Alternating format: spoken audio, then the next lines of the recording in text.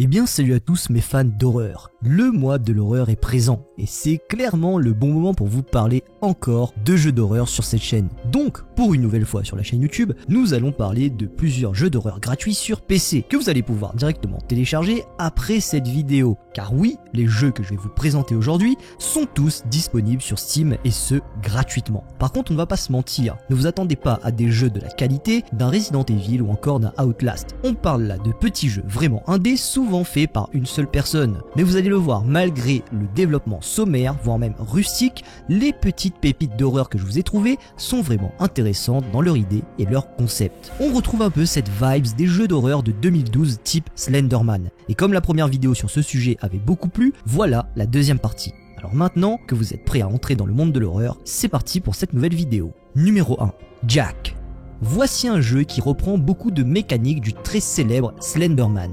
Et pourtant on parle là d'un jeu très récent, car il est sorti il y a tout juste un mois, exactement le 19 octobre dernier. Jak est un jeu totalement indépendant, et le développeur du jeu est porté par une seule personne, Austin Chase Williams. Honnêtement, le jeu n'est pas vraiment dégueu, et on voit très clairement que son développeur est un fan de l'esthétique du jeu d'horreur indé des années 2010. Finalement, le jeu est simple, vous devez retrouver tous les morceaux d'un bonbon pour sauver votre village d'une terrible entité nommée Jak. Dans une ambiance très Halloween, avec des citrouilles et de l'horreur à plein nez, vous apprécierez pour sûr ce petit jeu gratuit. Numéro 2. Cold Massacre. Voilà un autre jeu indé qui est sorti très récemment, le 18 octobre dernier. Alors là, on est dans un jeu avec des graphismes à l'ancienne, type RPG Maker. Dans ce jeu développé par le petit studio Nitrioto Games, on nous plonge dans les tréfonds de la psychologie humaine.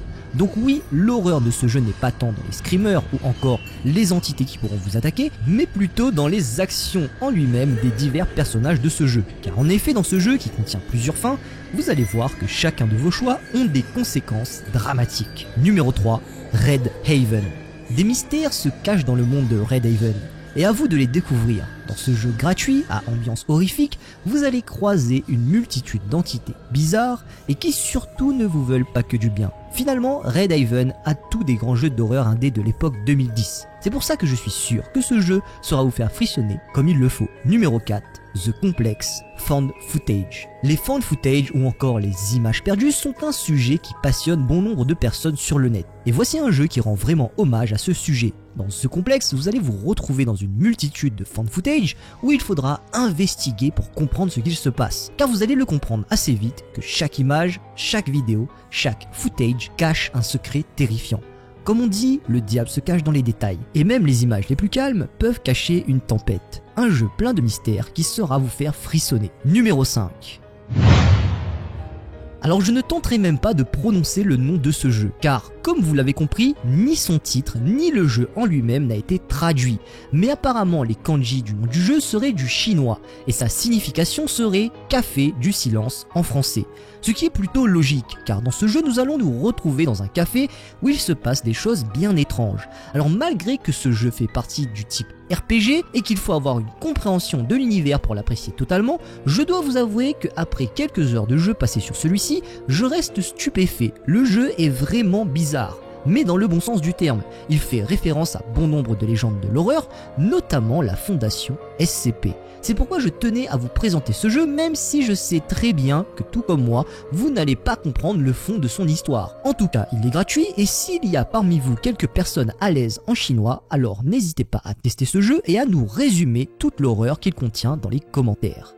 Avant de vous parler du prochain jeu, n'hésitez pas à vous abonner à la chaîne YouTube et surtout à activer la cloche de notification car j'ai repris les lives de façon récurrente sur cette chaîne. Je joue à plusieurs types de jeux, en ce moment j'ai repris justement les jeux d'horreur comme par exemple Dead by Daylight et un petit jeu qui m'a été envoyé par un développeur indépendant. Je joue aussi à pas mal d'autres types de jeux, notamment comme Overwatch 2 ou encore Pokémon Unite. Alors n'hésitez pas à me rejoindre sur ces lives ponctuels. Numéro 6. In the Darkness.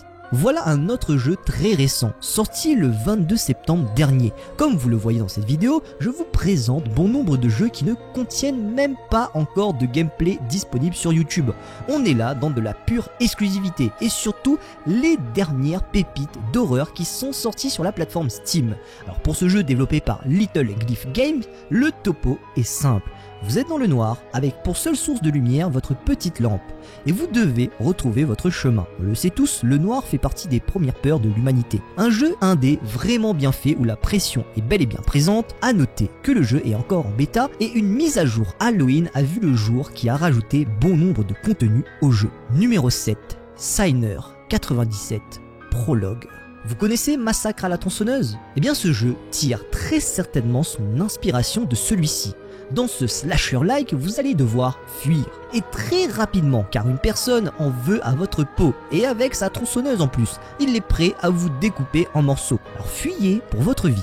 Numéro 8, Outbreak Island Pendulum.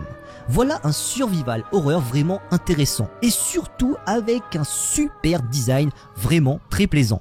Le topo est simple, vous vous retrouvez dans une zone radioactive qui a rendu fou les personnes autour de vous. Et malheureusement ces personnes vous veulent du mal, votre but est simple, survivre et créer autour de vous un endroit adéquat pour mener votre vie. Vous allez devoir tout simplement survivre dans un nouvel environnement très clairement hostile. Numéro 9, FCP Containment Bridge remasterisé. Voici le retour de la fondation SCP dans une de mes vidéos. Et ne vous inquiétez pas, je vous prépare une vidéo spéciale sur les jeux qui s'inspirent de la fondation. Vous allez le voir, elle va être incroyable et arrive très bientôt dans ce mois spécial de l'horreur. Voici un remasterisé du célèbre jeu SCP. En effet, vous connaissez déjà le topo du jeu. Le célèbre SCP-173 s'est échappé. On a là une brèche de confinement. Votre but sera donc simple, échapper au terrible SCP-173. Et vous allez le voir, la mort vous guette de près, car SCP-173 n'aura aucune pitié pour vous. Juste avant de vous parler du dernier jeu, si jamais vous avez envie de soutenir la chaîne YouTube avec un peu plus qu'un like et un abonnement, vous pouvez directement utiliser mes divers liens partenaires en description pour soit vous acheter des jeux vidéo ou encore d'autres types de matos. Vous pouvez aussi vous souscrire à la chaîne YouTube pour bénéficier de bonus exclusifs. Cela m'aidera grandement à continuer à vous fournir des vidéos de qualité et me permettra notamment de payer le monteur de la chaîne. Merci d'avance pour votre soutien et maintenant on continue la vidéo. Le dernier jeu, numéro 10, Obama Maze. Alors terminons cette vidéo par un jeu un peu troll, car ce jeu s'inspire de tous les plus grands clichés des jeux d'horreur indés de l'époque. Screamer, ambiance glauque, obscurité omniprésente, petite lampe torche, etc., etc. Sauf que le grand méchant de cette histoire n'est nul autre que l'ancien président des États-Unis, Obama. Et vous allez le voir, c'est incroyable à quel point Obama peut être terrifiant. Voilà, cette vidéo touche à sa fin, merci à vous d'avoir regardé cette vidéo jusqu'au bout, c'était Blocky, et je vous dis à la prochaine pour de nouvelles vidéos. Tchuss.